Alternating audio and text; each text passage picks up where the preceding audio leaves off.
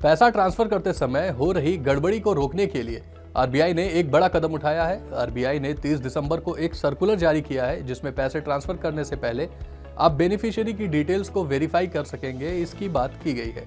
ठीक वैसे ही जैसे यूपीआई पेमेंट करते समय पेमेंट के पहले आप किस अकाउंट में पैसे ट्रांसफर कर रहे हैं उनका नाम और यूपीआई आईडी आपको दिख जाती है, उसी तरह other mode of payment choose करते समय भी आप बेनिफिशियरी का अकाउंट डिटेल्स चेक कर सकते हैं। क्या है ये पूरा मामला, चलिए समझते हैं इसको। नमस्कार, मेरा नाम है सत्यम और आप देख रहे हैं मनी 9। आपने बैंक से किसी और अकाउंट में पैसे ट्रांसफर करने के लिए आरटीजीएस और एनईएफटी तरीकों के बारे में सुना होगा। आरटीजीएस या फिर एनईएफटी करते समय हम बेनिफिशियरी का अकाउंट डिटेल्स नहीं चेक कर पाते। ऐसे में पेमेंट के गलत अकाउंट में ट्रांसफर होने की काफी समस्या आती रहती थी। ये समस्या काफी आम थी। इस समस्या को खत्म करने के लिए आरबीआई ने एक सर्कुलर जारी कर बैंकों को नेम लुकअप फैसिलिटी शुरू करने की बात कही है।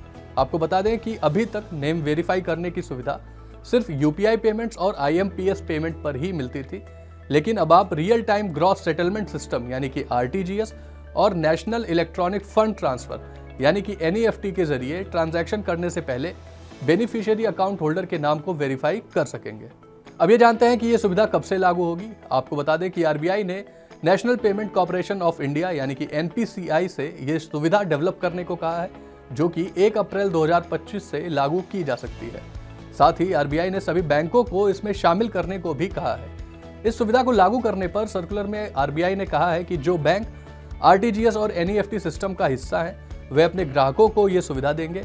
इसके लिए इंटरनेट बैंकिंग और मोबाइल बैंकिंग सर्विसेज का इस्तेमाल किया जाएगा। साथ ही पैसा भेजने वालों की तरफ से दर्ज बेनिफिशियरी के अकाउंट नंबर और आईएफएससी कोड के आधार पर बैंक के सीबीएस यानी कि कोर बैंकिंग सॉल्यूशन नेटवर्क से बेनिफिशियरी का अकाउंट नेम हासिल किया जाएगा। इस सुविधा के लिए कस्टमर्स को किसी भी तरह की एक्स्ट्रा पेमेंट नहीं करनी होगी। आपको बता दें कि आरटीजीएस और एनईएफटी के लिए नेम लुकअप फैसिलिटी शुरू करने की बात काफी पहले से हो रही है। आरबीआई के पूर्व गवर्नर शक्तिकांत दास ने अक्टूबर महीने में हुई मॉनेटरी पॉलिसी कमेटी मीटिंग के बाद आरटीजीएस और एनईएफटी के जरिए फंड ट्रांसफर करने के लिए नेम लुकअप फैसिलिटी शुरू करने की बात कही थी। यह नई सर्विस ग्राहकों को इंटरनेट बैंकिंग, मोबाइल बैंकिंग और अन्य प्लेटफॉर्म सहित अलग अलग चैनलों के जरिए उपलब्ध कराई जाएगी। साथ ही जो व्यक्ति बैंक जाकर पैसे ट्रांसफर करते हैं उनके लिए भी ये सुविधा उपलब्ध रहेगी। रिजर्व बैंक के आंकड़ों के मुताबिक अगर हम ध्यान दें तो सालाना आधार पर 2014 से 2023 के बीच एनईएफटी पेमेंट की संख्या में लगभग 700% की ग्रोथ दर्ज की गई थी।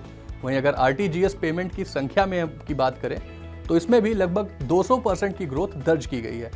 वहीं अगर हम इनकी वैल्यू की बात करें यानी कि कितने रुपए की पेमेंट हुई है तो इसमें एनईएफटी में 2014 से 2023 के बीच लगभग 670% की ग्रोथ देखी गई है। वहीं आरटीजीएस में ये ग्रोथ लगभग 104% की रही है। आरटीजीएस और NEFT no doubt one of the most preferred mode of transactions है और अलग अलग तरह के फ्रॉड के लिए भी इन्हीं तरीकों से की गई पेमेंट का खूब इस्तेमाल होता रहा है। ऐसे में अब ये देखना होगा कि आरबीआई की ये नई पहल क्या आरटीजीएस और एनईएफटी ट्रांजैक्शंस में होने वाले फ्रॉड को रोक पाती है या नहीं।